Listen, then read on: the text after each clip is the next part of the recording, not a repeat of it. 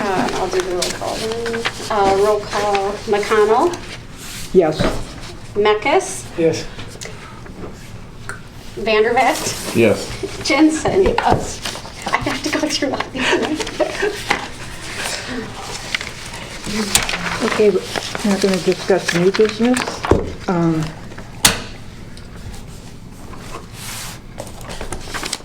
So people should just ask these questions, I think. Yeah, so you'll, I think, just read off that first one, and Stuart was the one who wanted it added. Okay. So he can talk about that. Okay, we had discussion regarding members of the police force who might have potentially ties to domestic terrorism groups. Yes. The question I want to ask is, of course, to the chief, is that, what do we have? Do we have a policy concerning officers belonging to these particular groups that are springing up all over the United States? And it's becoming a real issue in the larger cities like Chicago and New York and a few other places that have refused the FBI's request to turn in hate crimes as of this year. There's a lot of problems I'm seeing amongst the police forces in the major cities, and so I was wondering, is there a policy that Iowa City Police Department has concerning membership in these groups and whatnot? Sure. One of our policies is, I can give you a copy of it. I'm not sure. We're in the middle of transitioning between Lexipol and our current general orders and policies. Right. And some of that is online, but this policy is specifically policy 320, which is standards and conduct, and I've got it here. I can hand it to you. But it's a long policy, and it covers rules and regulations. But some of the first ones were that specific to that is a discrimination, oppression, or favoritism policy, and it says unless required by law or policy, discriminating against, oppressing, or provide favoritism to any person because of actual or perceived characteristics. And this mirrors similar city policies that the Iowa City city government has as well. The next one in that same policy is 320.5.4 is relationships, and Part D says associating with or joining a criminal gang, organized crime, or criminal syndicate when the member knows or reasonably should know that the criminal nature of the organization. This includes any organization involved in definable criminal activity or enterprise except as specifically directed and authorized by the department. So that's one, another portion that if we found something like that, we would be able to cite that as a violation of. And then it's a 7-page policy. No. Excellent. I'm glad there is something there because it. And then there's always the catch-all, which is any act which would bring discredit upon the department. Right. So that's the catch-alls in this. And then there's another one very similar, that any other on or off-duty conduct which a member knows or reasonably should know is unbecoming of a member of this department, is contrary to good order, efficiency, or morale, and tends to reflect unfavorably upon department or its members. How would we, I guess my next question is, how often do we know about that? About officers belonging to such groups. Do we have to wait until it comes out, or do we have any kind of active looking for those things? I guess that's my question. Well, we also have a social media policy. Right. And that would be, my guess, would be how that would come up, or another officer bringing that to our attention. When we do background investigations for hiring purposes, sure. Of course, we do all that stuff. Otherwise, we would have to wait till it was brought to our attention, or it'd be brought to our attention one way or another through that. Yeah. Okay, so somebody from the force and inside the force would more than likely have to bring that up if that was the case. Right. Okay. And as you guys are well aware, the vast majority of our sustained complaints are internally driven. Right.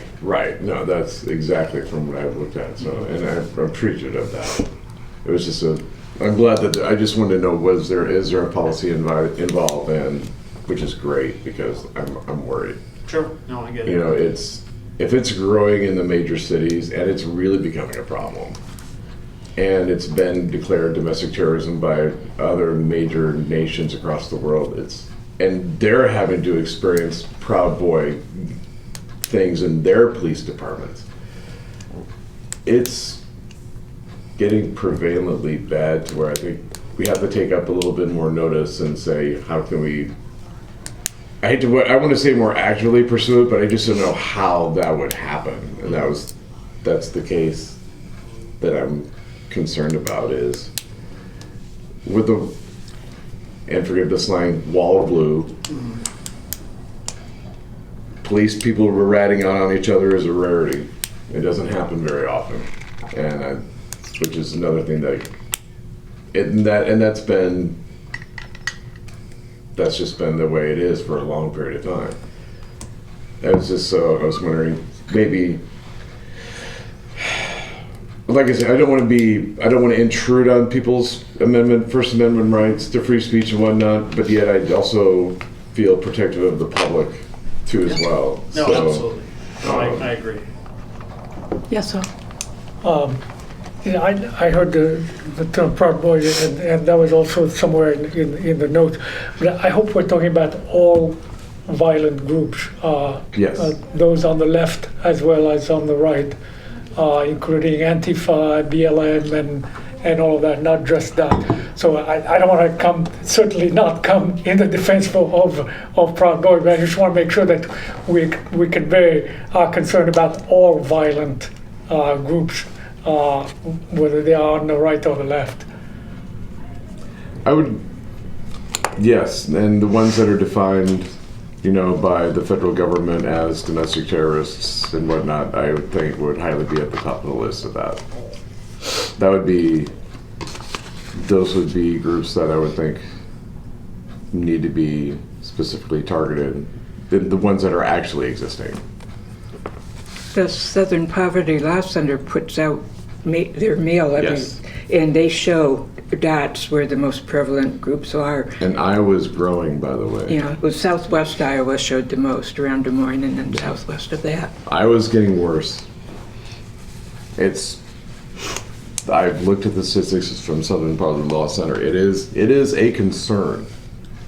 It's not just something that's in the cities or anything else like that. Iowa is growing in hate groups very, very quickly. Okay, thank you. Thanks, Chief. I appreciate it. Okay, the next was a discussion regarding police officers carrying business cards. We've been through this before. It sounds like it's kind of a hassle. Is that a question? It's not a hassle. It's not a hassle.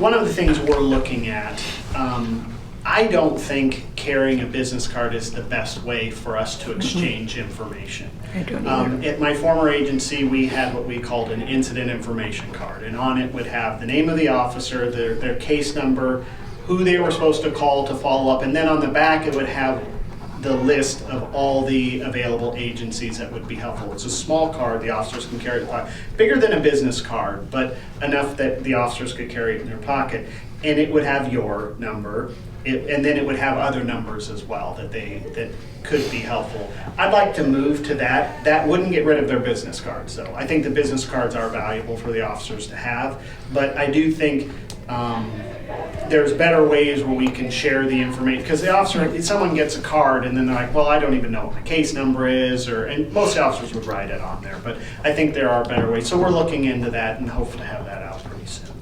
Good.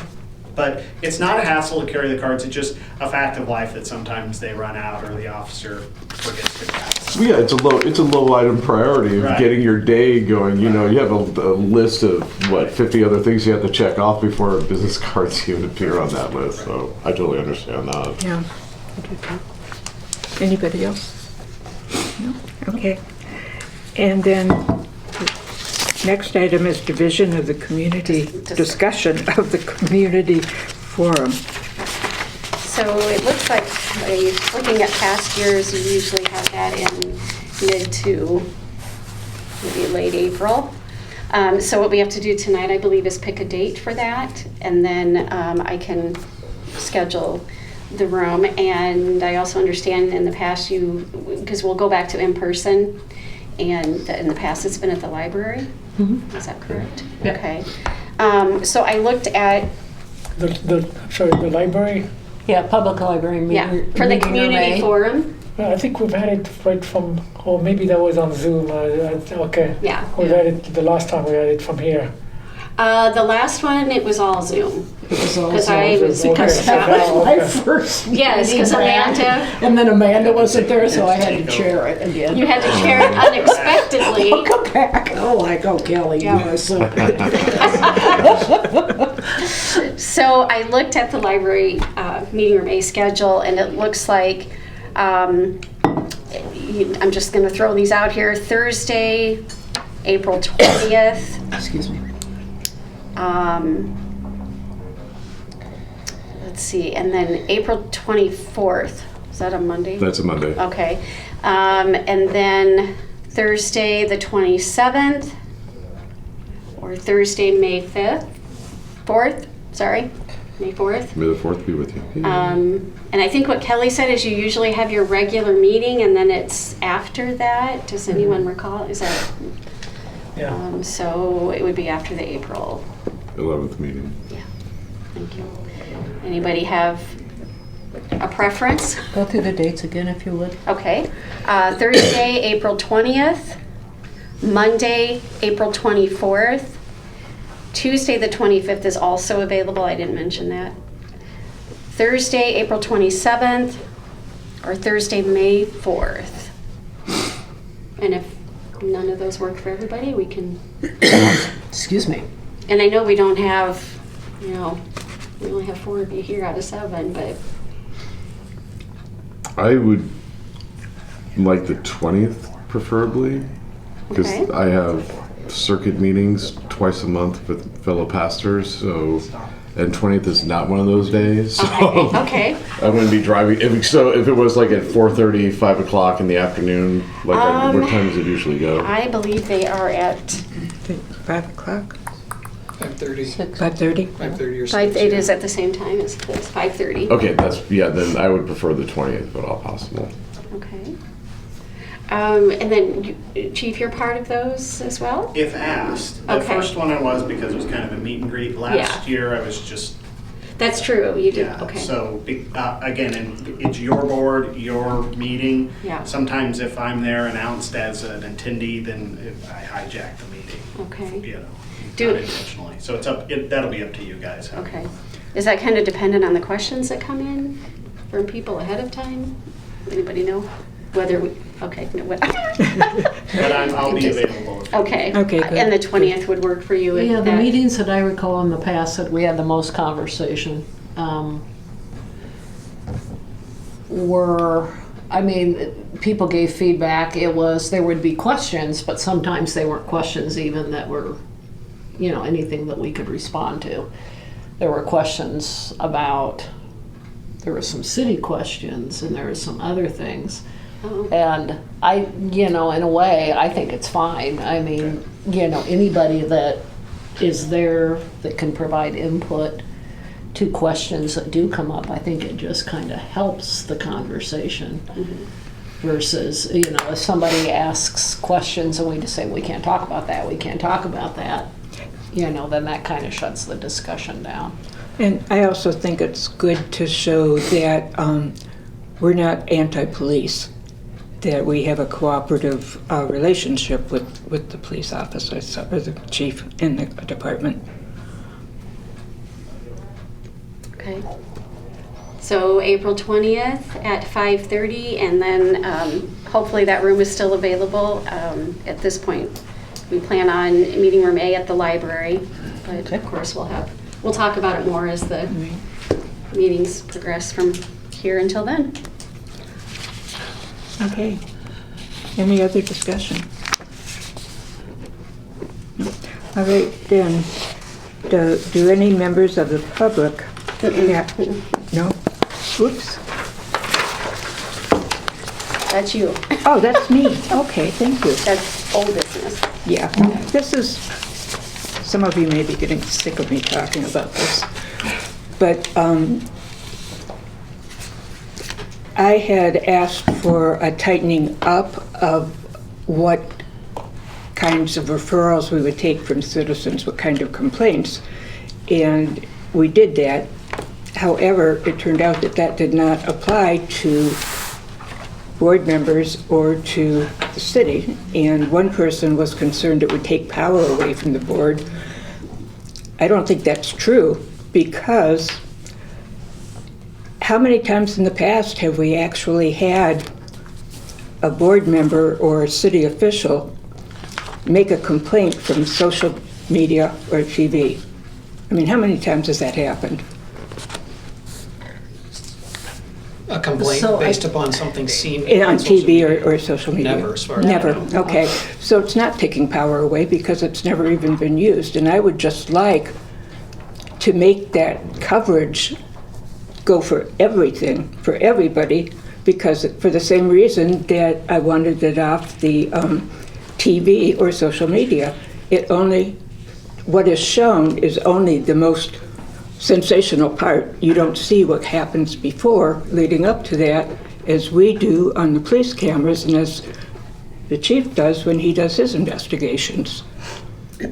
So I agree that the long-standing rule that the board and city officials can make complaints. I just have a problem, one, because you don't get the whole story on social media or TV, and it could be slanted on social media anyway. And second, what's so special about us that we would have a privilege that we don't actually extend to public citizens? I mean, what makes us so more authoritative or more... I just have a problem with us being able to do something that we are clarifying that regular people can't do. Yeah, so I think about it in this way. That any individual member of the board does not have the authority to file a complaint. Okay, the board as an entity can file a complaint. So if one member of the board sees something on social media and wants to make a complaint based upon that, that's not enough. So that person has to convince a majority of the board members to agree in order to file a complaint.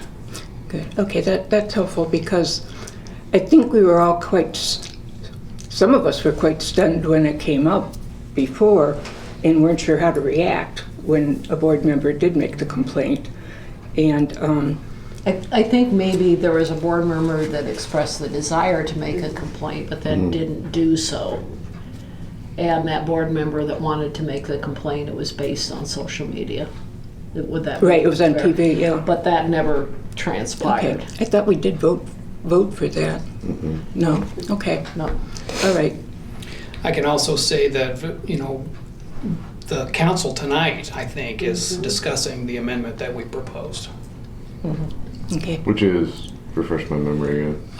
That At 8:30. a person does not have the requisite personal knowledge if the only information they have is gleaned from social media. So we're restricting the ability to investigate, which is basically what we should be doing, to have the ability to investigate where we see misconduct. Whether it's sensationalized or not, there is some kind of issue that's happened. And I don't think that taking away that right to fairly judge and to look at body cam footage is something we want to take away. Oh, we don't want to take away body cam. It's No, just a I know, wait, referral. no, even if it's social media. Because in order to see the body cam footage, something has to be initiated. So I don't really see as taking away a power to discern whether or not something needs to be going. Because if it is on social media, something did happen. And we need to figure out more of the facts that happened around that. Because you're right, there's something that happens before the videotaping and after the videotaping. I don't disagree with that. But I don't think that we should be restricted, that we can't, just because But why we're did- afraid and- of sensationalism and whatnot. Can But I we're step not in for- restricting, we're not restricted from not doing that. It's just that one board member can't decide on their own to initiate a complaint. Right, but I don't think that power was in the bylaws anyway. The proposed amendment that was discussed in November has already been approved by the board. I can read to you what it was, Yeah, just to refresh your memory. yeah, because that was a while ago. So it's an amendment to section 883B to add a sentence that says, "A person who observes an incident solely on social media, television, or other media outlets does not have the requisite personal knowledge needed to authorize such person to file a complaint." No, that's the That is citizenry. the citizen, yeah. So that's the section that defines what a complaint is. Right, okay. And it says that a person who has personal knowledge can Right. file a complaint. And then this was defining kind of what personal knowledge And means. that I can kind of concur with, but I'm not restricting the board's right So the board can file a complaint. if we convince the other board members by majority. If, yeah, there has to be a reasonable basis Right, to okay. conclude that misconduct. Yeah, I'm okay with the amendment as that. I'm not okay with restricting as the police board. And it isn't. Right. Yeah, exactly. That's why I just want to make sure I was clear on it. Yeah, and I just remember David Selma was chair when I was elected, and there was one point where someone on the board wanted to file a complaint because not of what happened in the event, but in reactions after the event.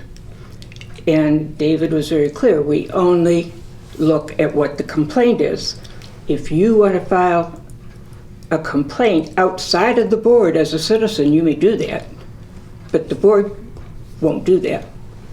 And I guess that's just where I came in. And just looking at equality, we're on a board, but we're a citizen who was appointed by the city. And so what makes us any different? Why should we have more power than the regular citizens? I just very strongly feel it should apply to everybody. Well, because we are volunteering our time and we are showing up in different ways that ordinary citizens aren't. I mean, we come here because we do want to make sure that the relationship between the police board and the citizenry is maintained at a highest level. Which 99% of the time, as far as I've ever dealt with the Iowa City Police, it's always been that way. But it's that 1% that I would prefer to make sure that we have every bit of authority on this board. So let me just clarify for you, Jerry, the section of the ordinance, let me read it for you. So it defines what a complaint is. It defines what personal knowledge means. And then it says, the city manager, the police chief, the city council, or the board itself may file a complaint based on reasonable belief that police misconduct has occurred regardless of personal knowledge. The board. The board can file a Yeah. complaint. Okay. So what was proposed applies to citizens, not the board. It's to say that you don't have the authority to file a complaint if the basis of your knowledge of that complaint only comes from media and you didn't see it yourself. So that's two different things. Yeah. The board's authority is based upon a different section of the ordinance as opposed to what gives a citizen Okay. the right to file a complaint. Well, I still have an issue, but I guess that's okay. It's all right. Okay. The next item is if the public has any interest in making any comments. Thank you. Okay. Understand?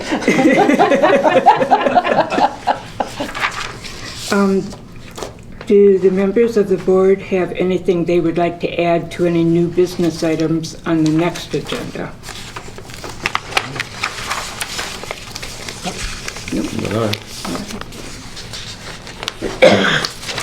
I didn't see a nod or a no. I have a long list.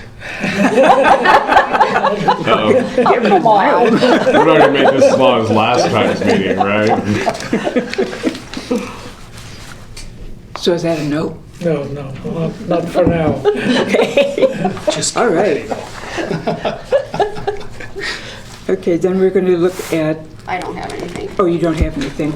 Okay, thank Can you. I add something, though? Am I Yes. able? We're looking at, the police department obviously has a mission statement, but we don't have a list of core values that I would like to implement, and we're trying to cast a wide net for input on this. We're obviously starting with our staff. I want some community input. What better place than the Community Police Review Board? If I could ask for your input on that next meeting, we can talk about it more. I'll give you some Okay. of the ideas that have come up. But you can look, almost every large police department has a list of core values, just guiding principles for the organization, and I would really like this board's input on that. So, Okay. if we can put that on next agenda, I appreciate it. You bet.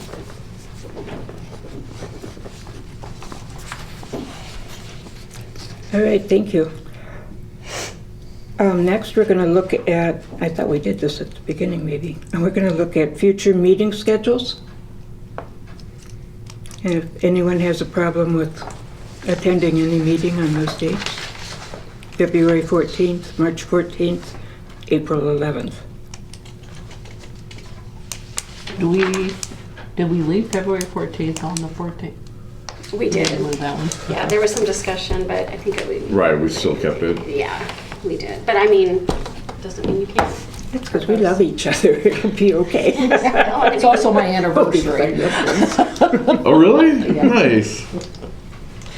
I mean, you're certain. Yeah, well, as long as we have 4 for a quorum, you can say, yep, I'm Yeah. it's my anniversary, folks, I'm bouncing.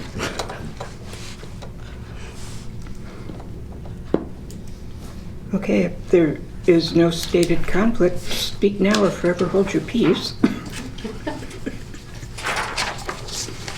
All right. So we don't need a motion to change dates. And we need to have a roll call on that? We don't. Do we need one for that? I don't think so. Because we didn't make any changes. I'll make a motion to adjourn the executive session. Right. I'll second that. We will move into executive session at, why does it go between the handles? 5:57. 5:57, thank you. No problem. So, I need a motion.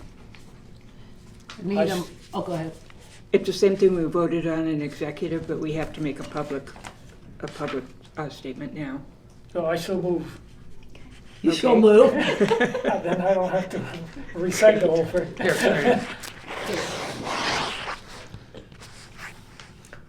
You want me to state the whole thing? Sure. Okay. So I'll move to set the level of review for complaint number 22-10 at 887B1A. A-A-7 B1A. Small Good a. job. Seconded. Small A, big A. I'll second. And, Oh, you roll second. We have to call these. We'll start over here. Jensen, we're going to do roll call now. I always try to get away with I so move. I'll remember that. Mekas, I'm doing roll call. Mekas, Yes, okay. Vanderbeck, Aye. and McConnell. Aye. I sustain my own motion. Good choice. Power grab. Okay. Sometimes I contradict myself. Quick meeting. Could I have a motion to adjourn? I'll make a motion to adjourn. Great, I'll second that. great. The meeting has been adjourned at 6:06.